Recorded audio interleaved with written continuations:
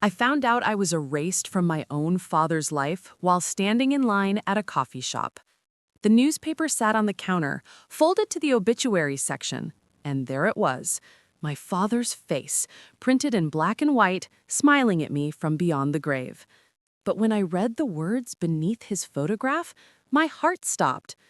Robert James Reynolds is survived by his loving wife, Catherine, and his 3 children, Trevor, Amanda, and Daniel. 3 children. Not 4. My name wasn't there. It was as if I had never existed at all. Before we jump back in, tell us where you're tuning in from, and if this story touches you, make sure you're subscribed, because tomorrow I've saved something extra special for you. The barista called my name twice before I realized she was holding out my coffee. My hands trembled as I reached for it, but I couldn't look away from that newspaper. I picked it up, reading the obituary again, slower this time, hoping I had somehow misread it. But no, there it was. 3 children. My 3 siblings, all listed with their full names, their accomplishments briefly mentioned. Trevor, the successful attorney, Amanda, the devoted teacher, Daniel, the charming entrepreneur, and me? Harper Reynolds? I simply didn't exist. I paid for the coffee I wouldn't drink and walked out into the cold October morning. The air felt sharper than it should have, cutting through my coat, settling into my bones. I stood on the sidewalk, people brushing past me, and I read that obituary one more time. Maybe it was a mistake, a typo. The newspaper got it wrong. But deep down, I knew the truth. This wasn't an error. This was intentional. Someone had deliberately left me out. I called my mother that afternoon. My hands were still shaking, though hours had passed. She answered on the 3rd ring, her voice flat, distant, the way it always was when she spoke to me. "Harper," she said, as if my name itself was an inconvenience. "I saw the obituary, Mom." Silence. Long, heavy, suffocating silence. "And?" she finally said. "My name isn't in it." Another pause. Then, quietly, almost defensively, "We thought it was best this way." Those words hit me harder than anything she could have screamed. We thought it was best, as if erasing me from my own father's memory was a thoughtful decision, a kindness even, as if I was the problem that needed solving. Best for who? I asked, my voice cracking despite my effort to stay calm. "Harper, don't make this harder than it already is. Your father had a complicated relationship with you. We didn't want to cause confusion or—" "Confusion," I interrupted. "He was my father. I was his daughter. What's confusing about that?" She sighed, that familiar sigh I'd heard my entire childhood, the one that told me I was asking too much, feeling too much, existing too much. "You haven't been part of this family in years, Harper. You made that choice." I wanted to scream. I wanted to tell her that I didn't leave. I was pushed out. But instead, I just hung up. Because what was the point? She had rewritten history so many times that she believed her own version of it now. Growing up as the youngest of 4 children in the Reynolds household meant learning early that love was rationed, and I was always at the back of the line. My father, Robert, was a man of strict rules and even stricter affection. He believed in toughness, discipline, and earning your place. My older brothers, Trevor and Daniel, learned to play his game. They became what he wanted. Strong, ambitious, unbothered by emotion. Amanda, the only other daughter, was his favorite. She was soft-spoken, agreeable, and never questioned him. But me? I was different. I asked too many questions. I cried too easily. I wanted things he couldn't understand. Like affection. Like reassurance. Like being told I mattered. I remember being 8 years old, sitting at the dinner table while my father praised Trevor for winning a soccer game. Trevor beamed, soaking in every word.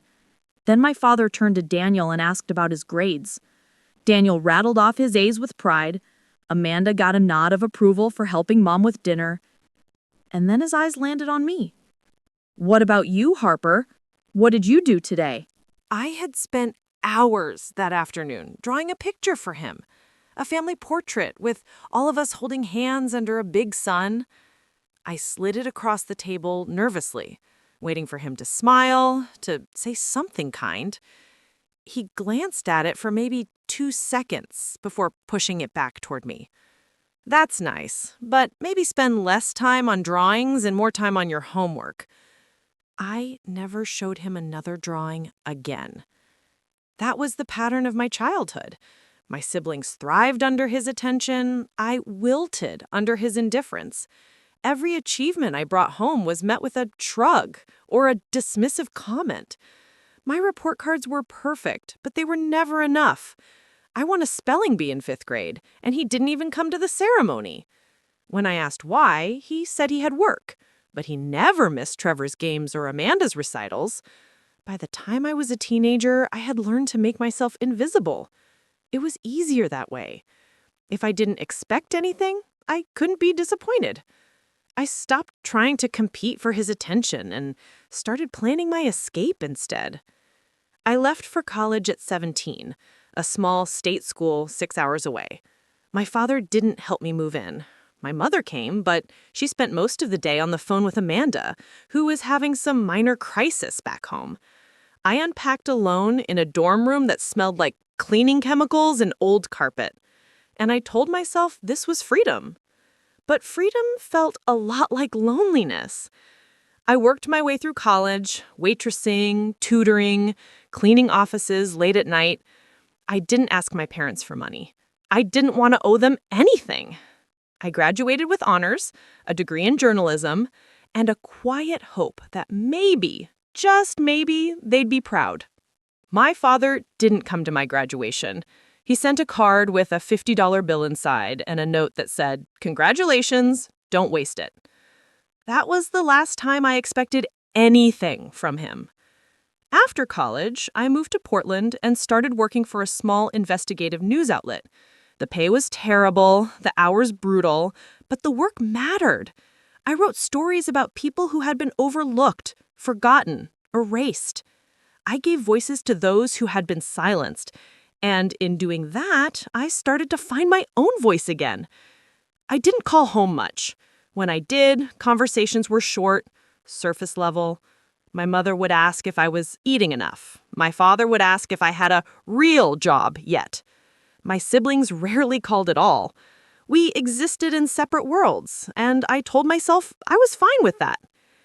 But when my father got sick, something shifted. I heard it through Amanda, who sent a brief text. "Dad's in the hospital, heart attack. They're not sure how bad it is." I drove back that same night, 10 hours straight, my mind racing the entire time. Despite everything, he was still my father. And some part of me, the part that never stopped being that 8-year-old girl with a crayon drawing, still wanted him to see me, to know me, to say something, anything that made me feel like I had mattered to him. But when I walked into that hospital room, he looked right past me. Preparing and narrating this story took us a lot of time, so if you are enjoying it, subscribe to our channel. It means a lot to us. Now, back to the story. The fluorescent lights in the ICU hallway buzzed with a persistence that matched my anxiety. I found room 347 at the end of the corridor, the door half open, voices spilling out into the sterile air. I recognized my mother's tone first, measured, controlled, the voice she used when she was holding everything together by sheer willpower. Then Trevor's deep baritone, confident even in crisis. Amanda's softer murmur. Daniel's occasional interjection. I stood outside that door for a full minute before I walked in. They were gathered around his bed like sentinels. My father lay there, smaller than I remembered, tubes running from his arms, monitors beeping in steady rhythm. His face was pale, his eyes closed. For a moment, seeing him like that, vulnerable, human, I felt something crack inside my chest. My mother saw me first. Her expression didn't change, didn't soften.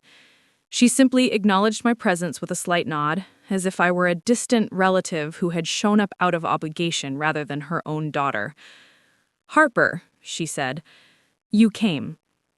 "Of course I came," I replied, stepping into the room. Trevor glanced at me briefly before turning his attention back to the doctor who was standing near the monitors, explaining something about cardiac rhythms and recovery timelines. Amanda gave me a tight smile that didn't reach her eyes. Daniel didn't look at me at all. I moved to the foot of the bed, keeping my distance from the tight circle they had formed around him. The doctor finished speaking and left, promising to check back in an hour. The silence that followed was thick, uncomfortable. "How long has he been like this?" I asked. "Since yesterday morning," my mother answered, her voice clipped. "We called you as soon as we knew." That wasn't true. Amanda had texted me nearly 12 hours after he'd been admitted. But I didn't argue. There was no point. "Is he going to be okay?" Trevor crossed his arms, his lawyer voice slipping out. "They're monitoring him. The next 48 hours are critical. If he stabilizes, they'll move him out of the ICU. I nodded, unsure what else to say. My father looked so still, so quiet. This was the man who once filled every room with his voice, his opinions, his presence. Now he was just fragile.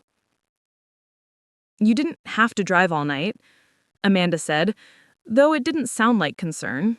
It sounded like an accusation, like I had inconvenienced them by showing up. "He's my father," I said, simply. Daniel finally looked at me then, his expression unreadable. "You haven't been around in years, Harper. Don't pretend this means something to you now." The words were sharp, deliberate. I felt them lodge somewhere deep, but I refused to let him see it hurt.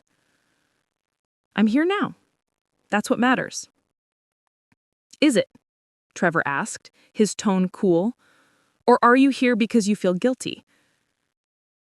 I looked at him, this brother who used to build forts with me when we were kids, who once let me tag along to his soccer practices.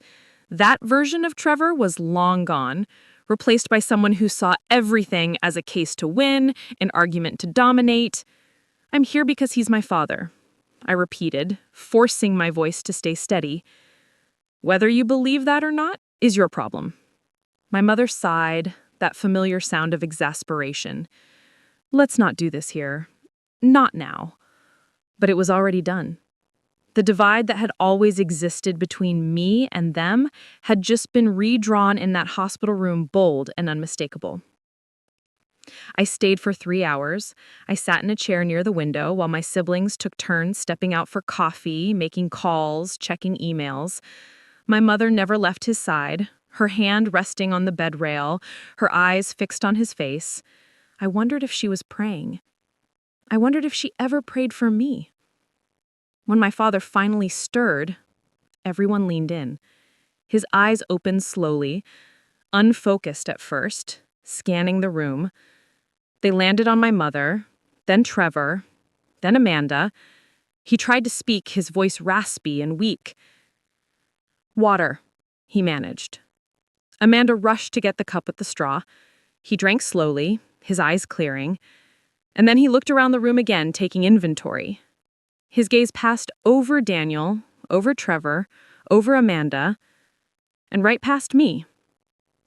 It wasn't that he didn't see me. He looked directly at where I sat, but there was no recognition, no acknowledgement.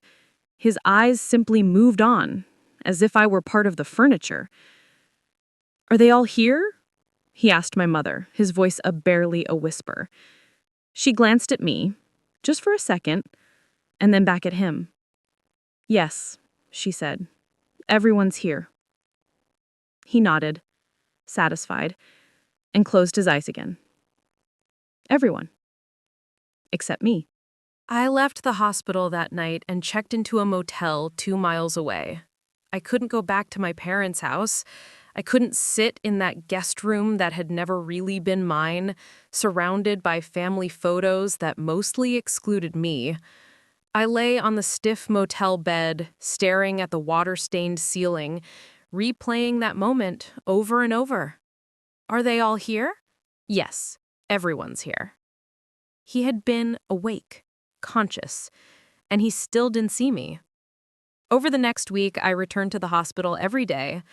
I sat in that same chair by the window. I watched my family rotate through their vigils, their conversations, their plans. They talked about his care, his medications, what would happen when he was discharged. They talked about the business he owned, who would take over while he recovered. They talked about everything and nothing. And I sat there, silent, invisible. My father improved gradually. He was moved out of ICU, then to a regular room. The doctors were optimistic. He would need physical therapy, lifestyle changes, monitoring, but he would recover. On the 5th day, I tried to talk to him. My siblings had stepped out, and my mother was in the cafeteria.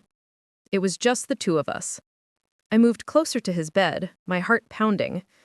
"Dad," I said softly. He opened his eyes and looked at me. Really looked at me this time. "Harper," he said. Not a question, just a statement. "Yeah, it's me." He was quiet for a moment, then turned his head away. "You shouldn't have come." The words were so casual, so matter-of-fact that they didn't even sound cruel. Just honest. "I wanted to be here," I said, my throat tight. "Why?" he asked, still not looking at me. "We both know you stopped being part of this family a long time ago." "That's not fair." "Fair?" He turned back, and for the first time there was something sharp in his eyes. "You left, Harper. You walked away and built your own life. You don't get to come back now and play the devoted daughter." "I left because I had to. Because staying meant disappearing completely." He stared at me, and for a moment I thought I saw something flicker. Regret, maybe? Or understanding. But then it was gone. "You made your choice. Now live with it."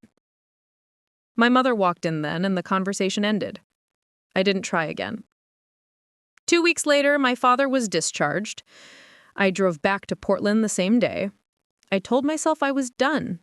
Done hoping, done waiting, done trying to make him see me. But 3 months later, Amanda called.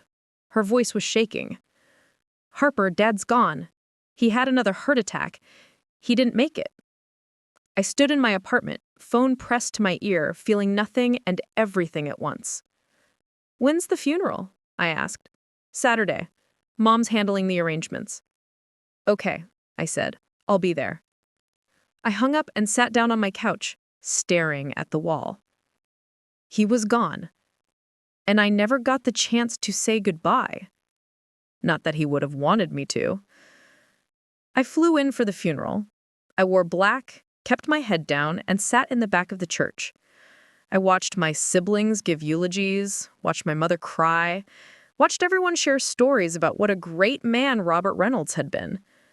And I said nothing.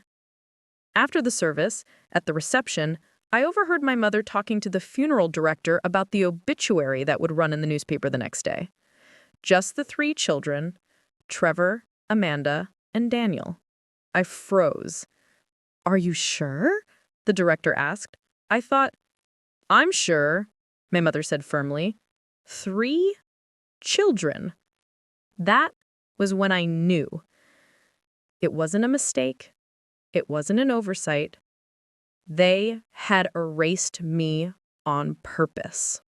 I walked out of that reception hall without saying goodbye to anyone. My legs moved on autopilot, carrying me through the parking lot, past groups of mourners sharing memories I wasn't part of, past my father's friends who didn't know I existed. I got into my rental car, gripped the steering wheel, and sat there in complete silence. 3 children, not 4. It wasn't grief that filled me in that moment. It was something colder, sharper. Clarity.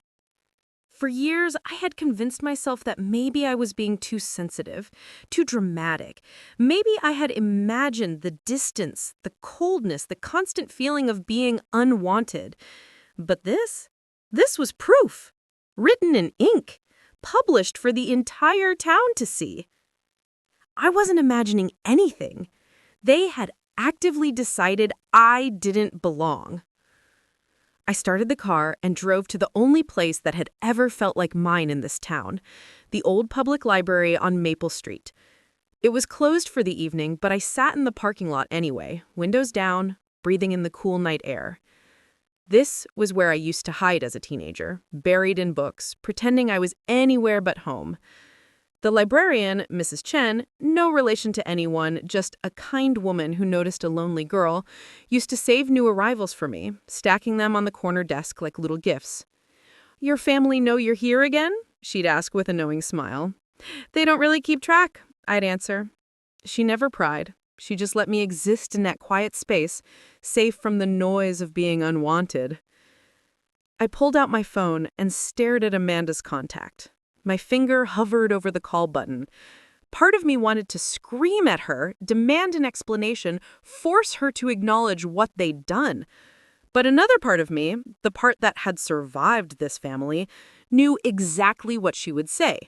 She'd make excuses, she'd say it was complicated, she'd tell me I was overreacting. So I didn't call.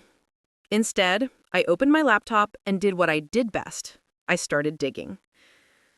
I found the online version of the obituary first. There it was, posted on the newspaper's website, in the local funeral home's announcements, shared on my father's business page. Every single one listed 3 children. Trevor Reynolds, attorney at law. Amanda Reynolds McCarthy, elementary school teacher. Daniel Reynolds, owner of Reynolds Construction. All with their accomplishments neatly summarized, their lives validated in print. And me, erased, as if 28 years of existing meant nothing. I took screenshots of everything. I saved the links, not because I planned to do anything with them immediately, but because I needed proof that this was real, that I wasn't losing my mind. Then, I did something I hadn't done in over a decade.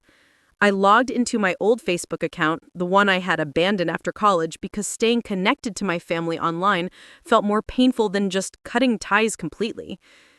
I scrolled through my mother's profile. It was public, filled with photos I'd never seen. Pictures from the funeral earlier that day, pictures from holidays I hadn't been invited to, family vacations, birthday parties, graduations. Not a single photo included me. But that wasn't the worst part. The worst part was reading the comments on my father's obituary post. "Such a wonderful man, raised 3 incredible children. The Reynolds family is so strong. Trevor, Amanda, and Daniel are a testament to Robert's legacy. Sending love to Catherine and the 3 kids during this difficult time." People who had known me as a child, neighbors, family friends, people who had watched me grow up, were all repeating the same lie. 3 children. As if I had never existed. As if the little girl who used to play in their yards and sell lemonade on the corner had simply vanished. And no one questioned it. No one said, "Wait, didn't they have 4 kids?" That's when it hit me. This wasn't just my family erasing me. This was an entire community complicit in my disappearance. Either they genuinely didn't remember me, or they had been told to forget. I closed the laptop and leaned back in my seat. My chest felt tight, my breathing shallow. I wanted to cry, but the tears wouldn't come. I'd cried too much over this family already. At some point, the well runs dry. Instead, I thought about the last real conversation I'd had with my father. Not the one in the hospital where he told me I shouldn't have come, but years before that. I was 22, fresh out of college, and I'd made the mistake of coming home for Thanksgiving. Dinner had been tense. Trevor was talking about some big case he'd won.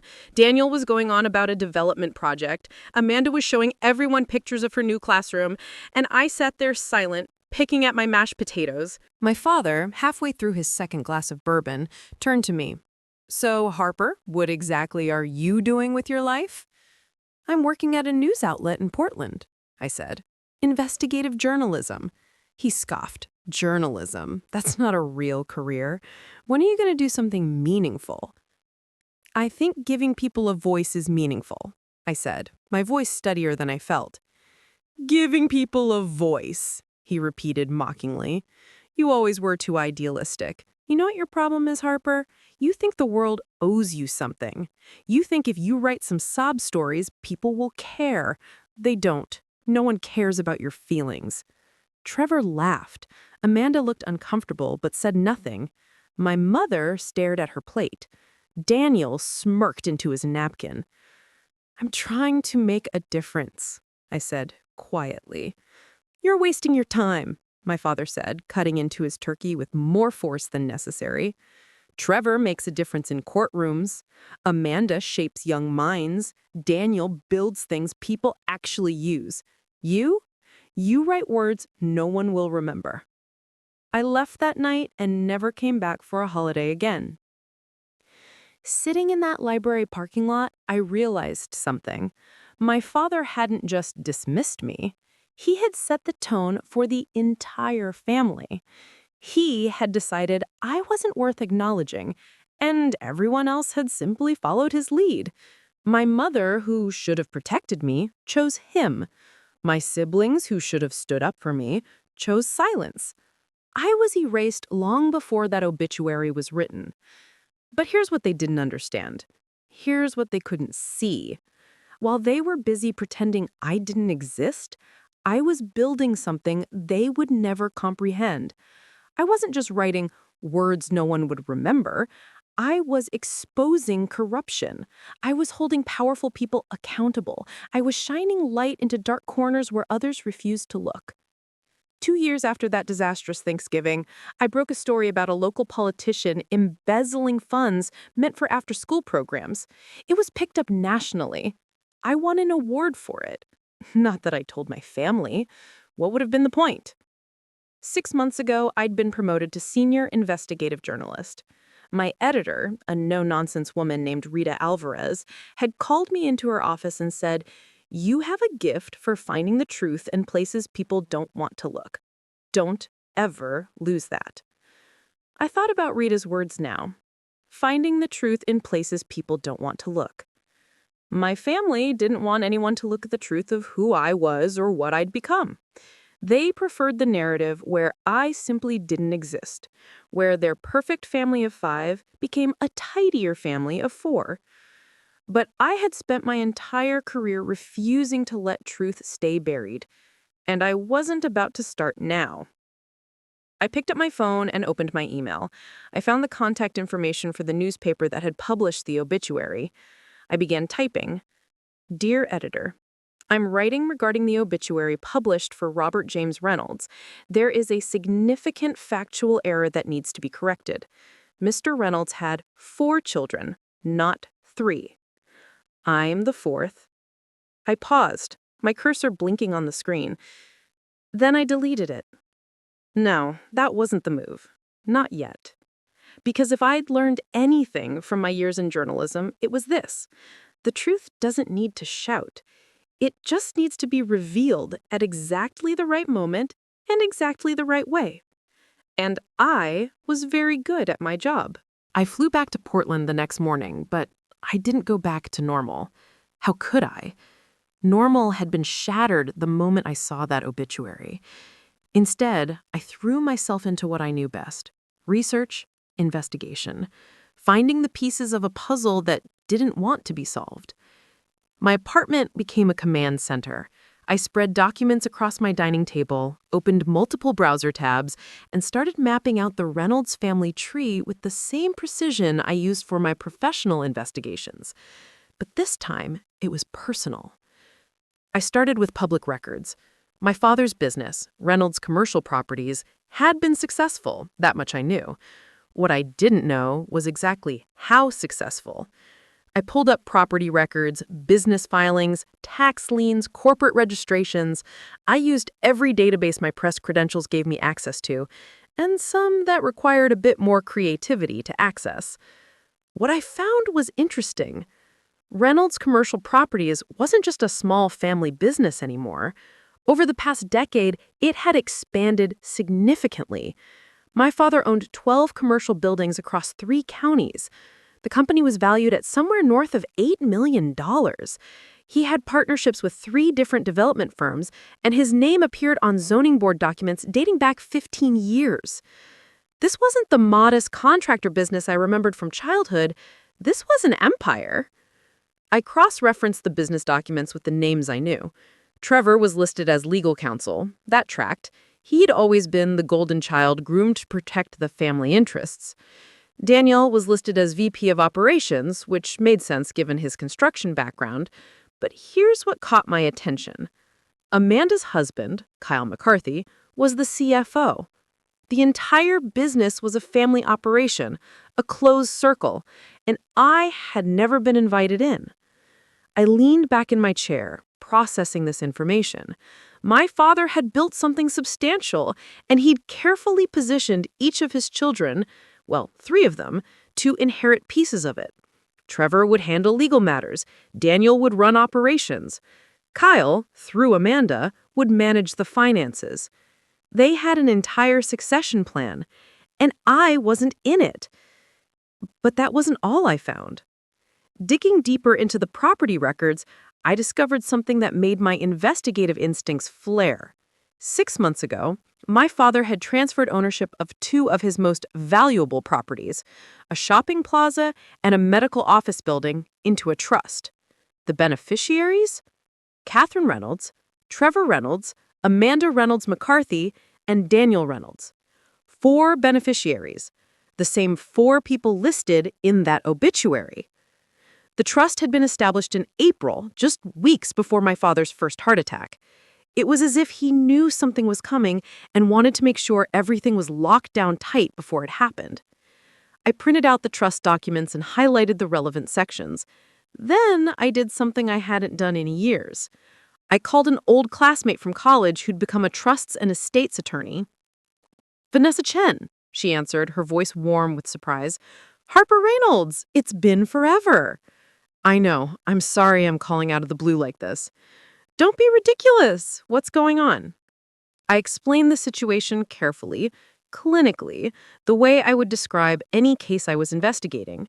I told her about the obituary, about discovering I'd been excluded from my father's trust, and about the business I'd never known existed.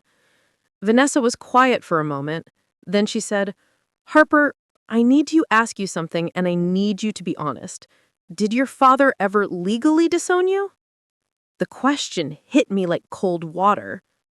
"What? No. I mean, I don't think so. How would I even know?" "You'd know. There would have been paperwork. He would have had to notify you.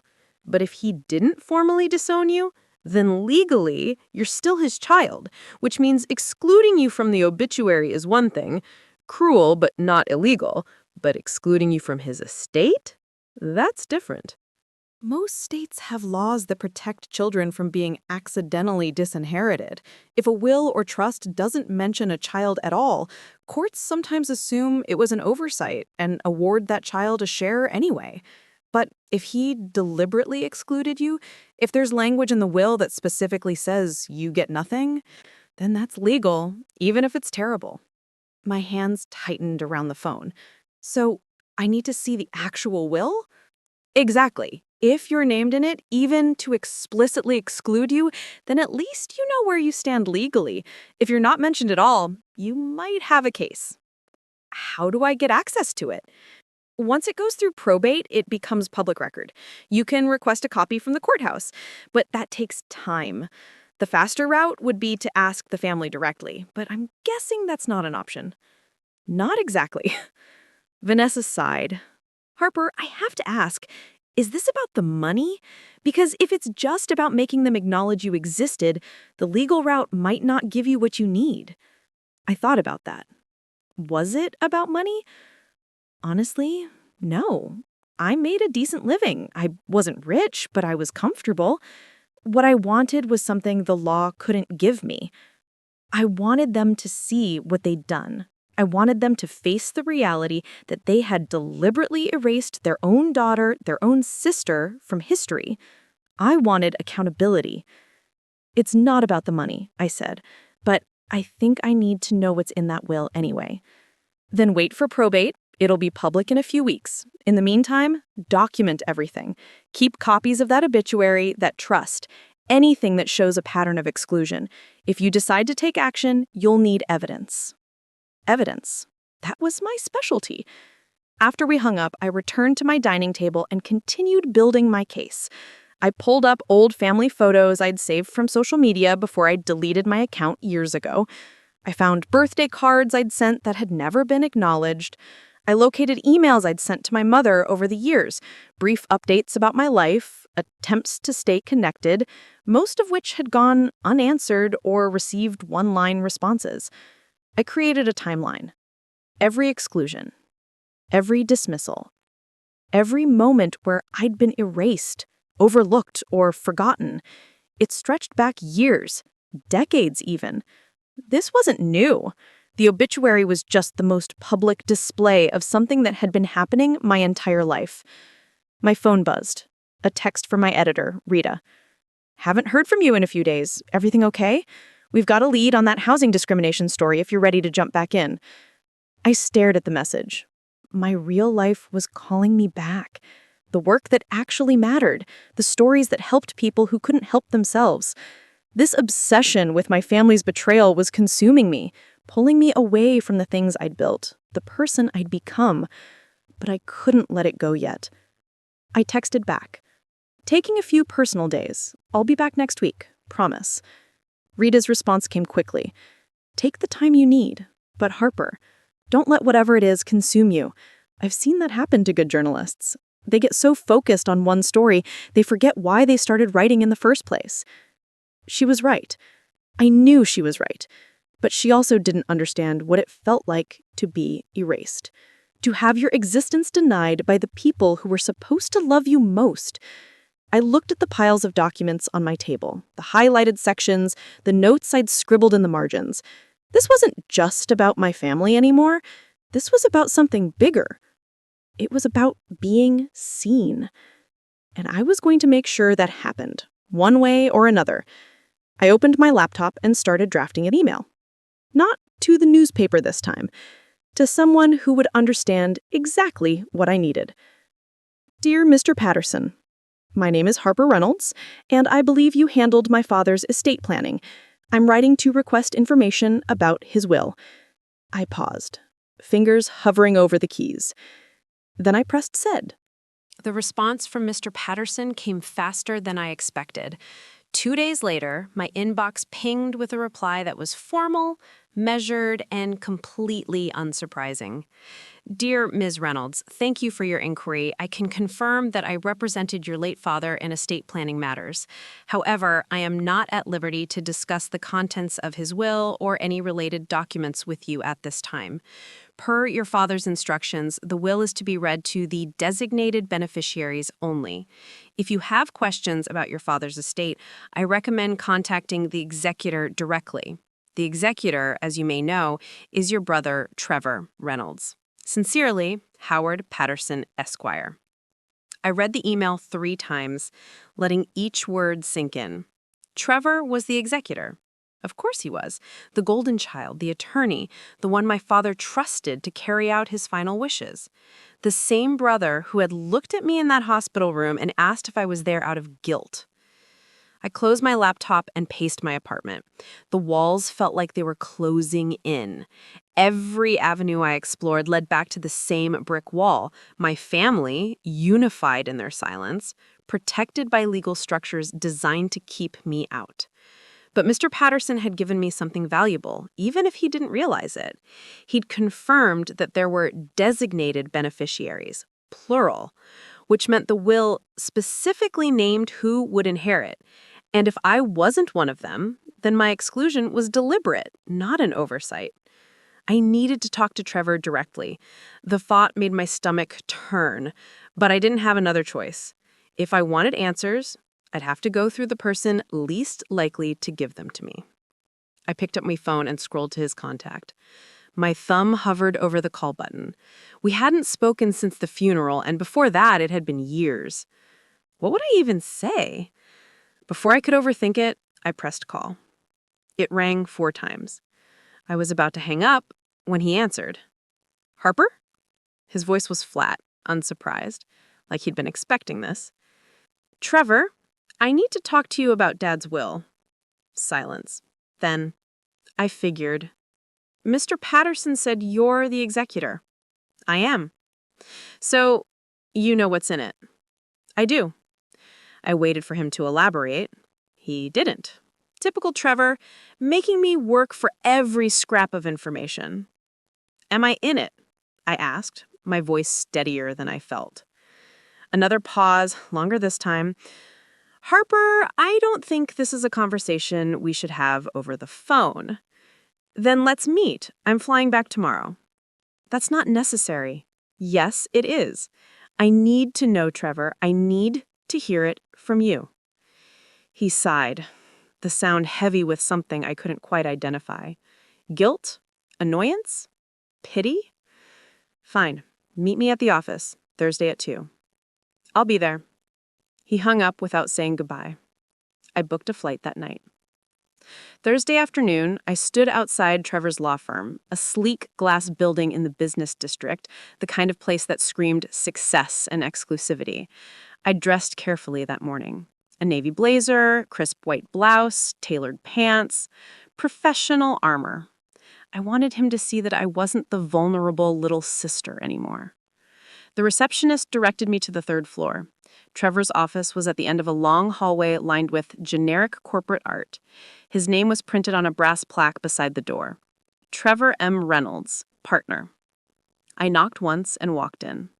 He was sitting behind a massive oak desk, case files stacked neatly to his side, a laptop open in front of him. He looked up when I entered, and for a moment something flickered across his face. Not warmth, but recognition. Like he was seeing me, really seeing me for the first time in years. Harper, he said, gesturing to the chair across from him. Sit. I sat, keeping my posture straight, my expression neutral.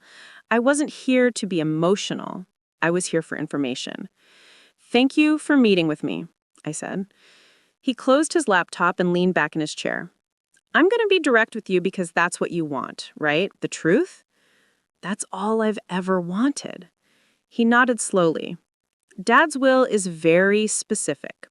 The business, the properties, the investments, it all goes into a trust managed by Mom with me, Amanda, and Daniel as equal beneficiaries.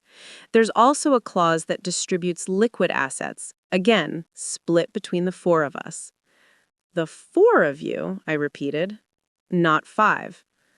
No, not 5. The words hung in the air between us, sharp and final. So I get nothing, I said.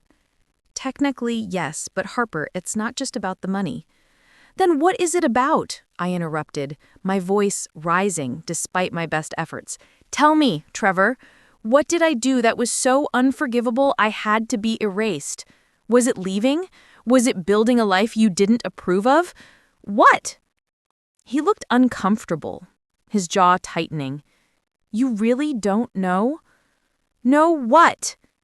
Trevor rubbed his temples, a gesture so familiar it transported me back to childhood, watching him study for exams at the kitchen table, always so serious, always so controlled.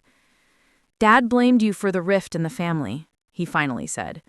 After you left, he became bitter. He said you rejected us, that you thought you were too good for this family. He took it personally. I didn't reject anyone, I said, my voice shaking now. I left because staying was killing me. Because every day in that house, I felt invisible. Because no matter what I did, it was never enough for him. I know, Trevor said quietly. Those 2 words stopped me cold. You know? I'm not blind, Harper. I saw how he treated you. We all did. Then why didn't you do anything? The question came out raw, desperate. Why didn't any of you stand up for me? He looked away, staring at something on the wall behind me. Because it was easier not to. Because standing up to Dad meant becoming his target, and none of us wanted that. So we let it happen. The admission should have felt like vindication, but it just felt hollow. You chose your comfort Over your sister. Yes, we did. He met my eyes again. And I think about that more than you know. Not enough to include me in the will. The will was written 5 years ago, Harper, long before Dad got sick. By the time he had his first heart attack, everything was already set in stone. I suggested to Mom that we should reach out to you, that maybe we could, I don't know, make things right. But she said Dad wouldn't want that it would be disrespecting his wishes. His wishes to pretend I don't exist? Trevor didn't answer. He didn't have to. I stood up, my legs unsteady. The obituary, that was Mom's decision too? She said it would be cleaner, less complicated. People would ask questions if they saw 4 children listed but only 3 at the funeral. So she lied to make things easier for herself? Harper. No, I held up my hand. I don't want to hear excuses. I don't want apologies. I just wanted the truth, and now I have it. I turned to leave, but Trevor called after me. For what it's worth, I'm sorry. I should have fought for you. We all should have. I stopped at the door, my hand on the handle. Without turning around, I said, "You're right. You should have." Then I walked out. As I left that building and stepped into the afternoon sunlight, something shifted inside me. The anger was still there, burning hot and fierce, but underneath it was something else, determination. They had erased me from the obituary. They had excluded me from the will. They had spent years pretending I didn't matter. But I was a journalist. I was trained to uncover truth and bring it into the light. And if there's one thing I'd learned in my career, it's this: the truth always finds a way out. I pulled out my phone and opened my notes app. I started typing. Article pitch. When families erase their own, a first-person investigation into inheritance, exclusion, and the legal right to exist. It was time to tell my story. Not for revenge, but because stories like mine needed to be told. And nobody could tell it better than me. I sat in a corner booth of a 24-hour diner in downtown Portland, my laptop open, a cold cup of coffee beside me, and a blank document staring back at me. The cursor blinked rhythmically, like a heartbeat, waiting for me to begin. This was different from every other story I'd written. Those had been about other people's injustices, other people's pain. This was mine. And putting it into words felt like cracking open my chest and letting strangers see inside. I started typing and deleted it. Started again and stopped. The words felt too angry, too raw, too much like a wound that hadn't healed. I needed to find the right tone. Honest, but professional. Personal, but universal. This wasn't just my story. It was the story of every person who'd been erased by their own family. My phone buzzed. A text from Rita. "You coming back to the office tomorrow, or should I assume you've been kidnapped by aliens?" I smiled despite myself. Rita had this way of cutting through tension with humor, even when she knew something serious was happening. "Tomorrow, I promise. Working on something important." Her response came quickly. "Personal or professional?" I stared at the question. The lines had blurred so completely I wasn't sure anymore. "Both," I typed back. "My office, first thing. Let's talk." I closed my laptop and headed home. Some conversations needed to happen face to face. The next morning, I walked into the newsroom with my laptop bag slung over my shoulder and a folder tucked under my arm. The familiar chaos greeted me. Phones ringing, keyboards clicking, the smell of burnt coffee and printer ink. This place had been my sanctuary for 6 years. These people knew me better than my own family ever had. Rita's office was a glass-walled box in the corner, covered in sticky notes and newspaper clippings. She waved me in when she saw me, closing the door behind us. "Sit," she said, settling into her chair. "Talk." I pulled out the folder and handed it to her. Inside were printouts of the obituary, screenshots of the family photos that excluded me, copies of the trust documents, and the email from Mr. Patterson. She flipped through them slowly, her expression unreadable. Rita had been an investigative journalist for 20 years before becoming an editor. She knew how to read a story between the lines. "Your family," she said. It wasn't a question. "Yes. They left you out of the obituary? And the will. And basically my entire life." Rita closed the folder and leaned back, studying me. "What do you want to do with this?" "I want to write about it. A first-person investigative piece about family estrangement, inheritance disputes, and what happens when families erase their own children.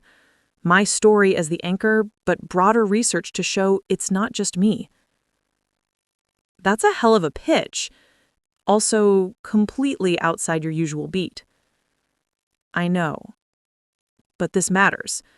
There are people out there who've experienced this and think they're alone, think they're crazy, think it's their fault. I want them to know they're not. Rita was quiet for a moment, tapping her pen against her desk. "You realize this is going to open you up in ways you've never been exposed before. People will know your real name, your real story. Your family will see it. There's no taking it back once it's published." "I know. And you're prepared for that?" I thought about Trevor's office, his admission that they all saw what was happening but chose silence. I thought about my father's voice saying I shouldn't have come to the hospital. I thought about that obituary published for the entire town to see. "They already erased me publicly," I said.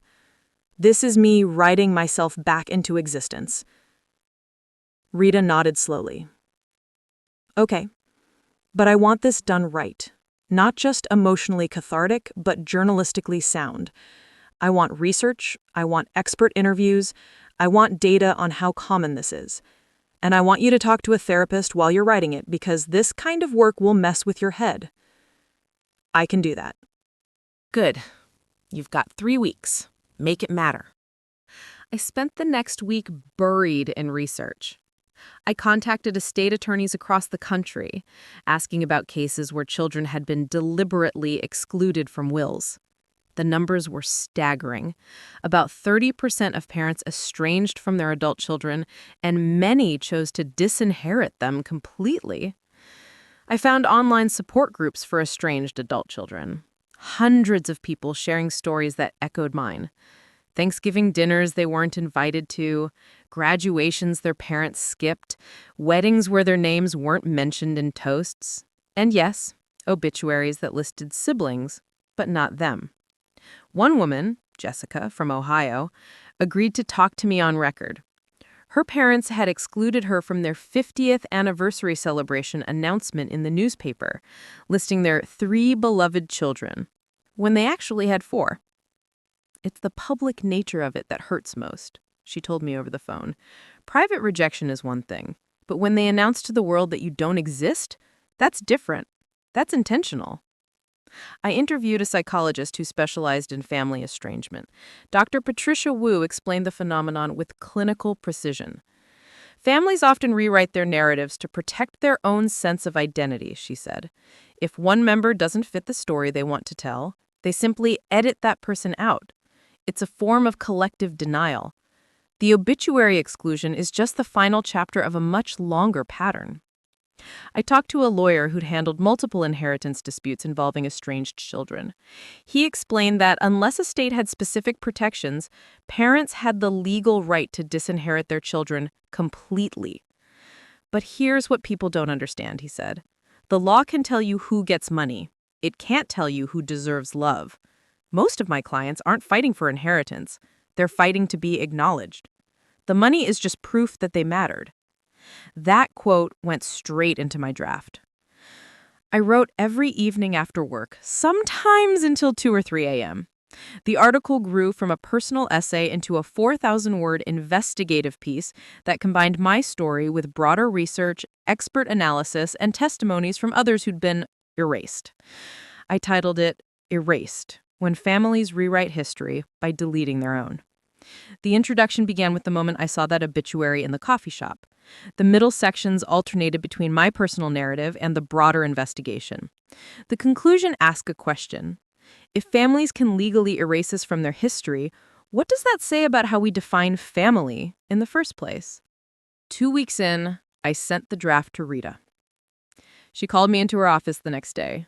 The printed article sat on her desk, covered in her red pen marks. This is powerful.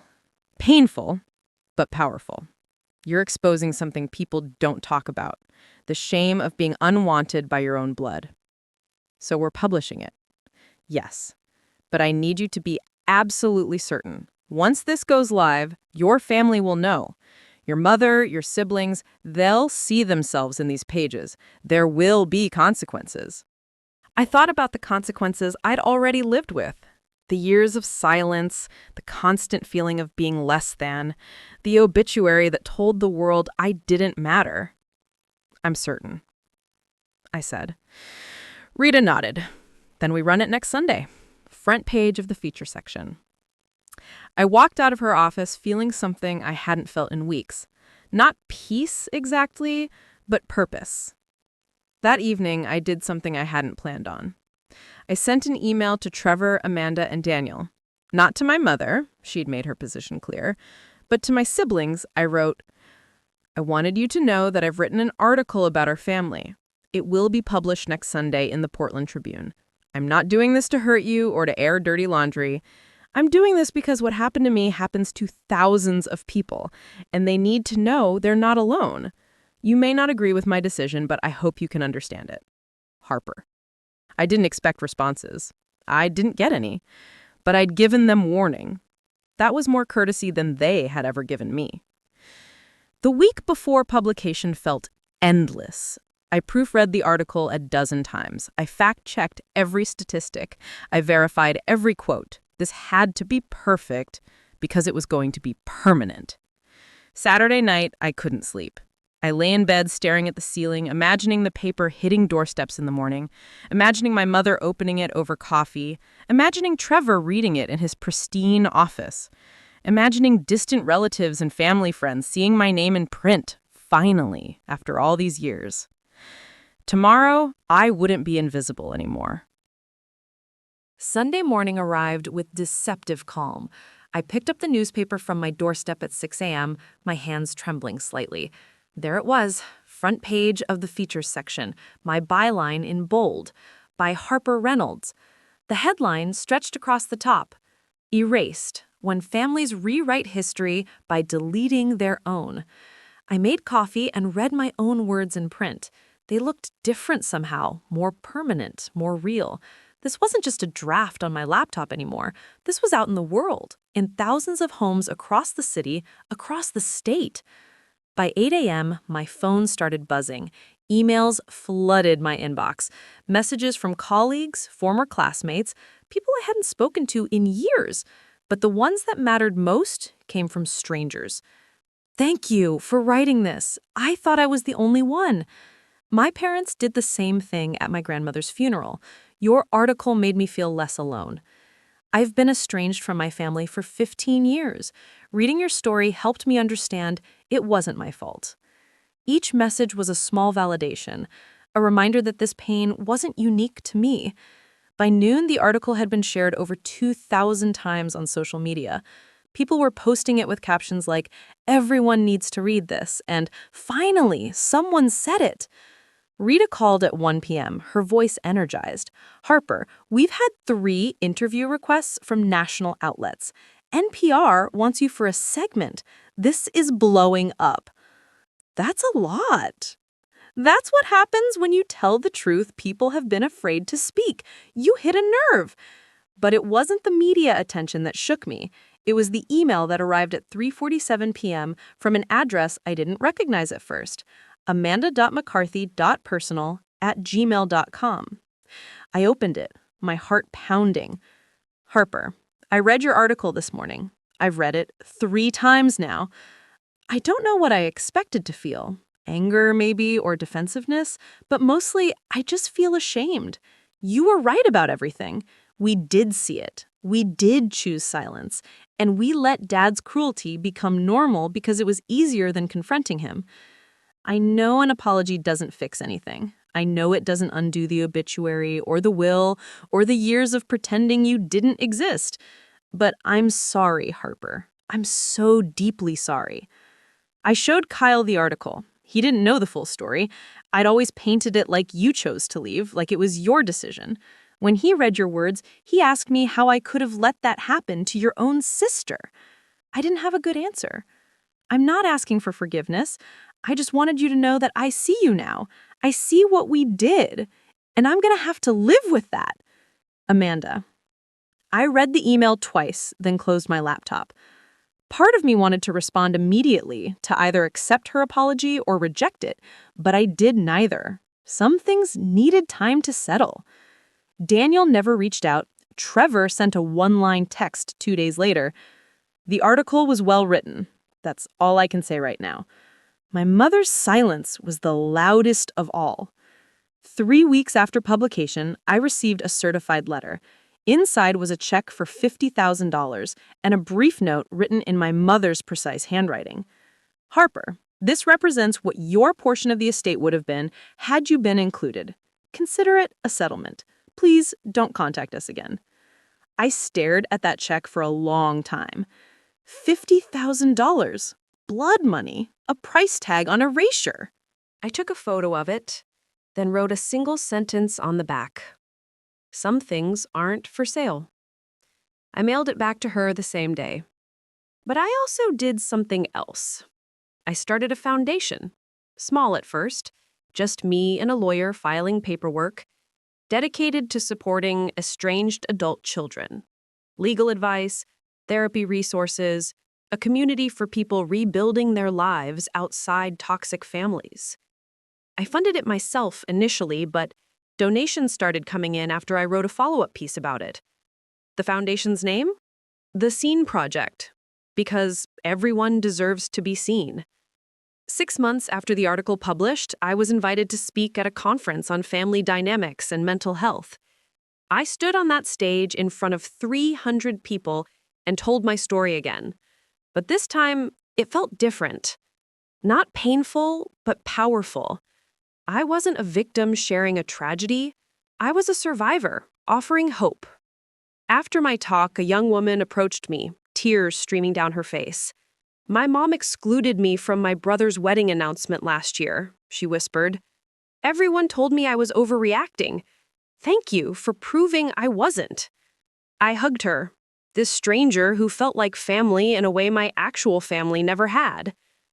That evening, I sat on my apartment balcony watching the sun set over Portland. My phone was off, my laptop was closed. For the first time in months, I felt genuinely at peace. The obituary still existed. Those words, 3 children, not 4, were permanently archived in newspaper databases. My father's will remained unchanged in legal files. The past couldn't be rewritten, but I'd done something they couldn't take away. I'd reclaimed my own narrative. I'd transformed their erasure into visibility, their silence into a voice that reached thousands. I thought about that 8-year-old girl with the crayon drawing, desperate for her father's approval. I thought about the teenager who left home believing she was unworthy of love. I thought about all the years I spent shrinking myself, apologizing for existing, wondering what was wrong with me. Nothing was wrong with me. It never had been. The sun dipped below the horizon, painting the sky in shades of amber and violet. Somewhere across town, my mother was probably having dinner with Trevor, Amanda, and Daniel. They were probably not talking about me, just like they'd spent decades not talking about me. And that was okay, because I'd stopped needing them to acknowledge me. I'd learned to acknowledge myself. My phone buzzed. I'd turned it back on. A message from Rita. Interview request from Time magazine. They want to feature you in a piece about modern family estrangement. Interested? Send me the details. Because my story wasn't over. It was just beginning. Not as Robert Reynolds' forgotten daughter, but as Harper Reynolds, journalist, advocate, survivor. Someone who turned erasure into existence. Someone who refused to stay invisible. The evening air was cool against my skin as I stood and walked back inside. Tomorrow, I'd wake up and continue building the life I'd created. Messy, imperfect, but entirely mine. A life where I didn't have to earn love or prove my worth. A life where I was enough simply because I existed. They tried to erase me from an obituary. Instead, I wrote myself into history. And that was the most powerful ending I could have asked for. Up next, you've got 2 more standout stories right on your screen. If this one hits the mark, you won't want to pass these up. Just click and check them out. And don't forget to like, subscribe, and turn on the notification bell so you don't miss any upload from us.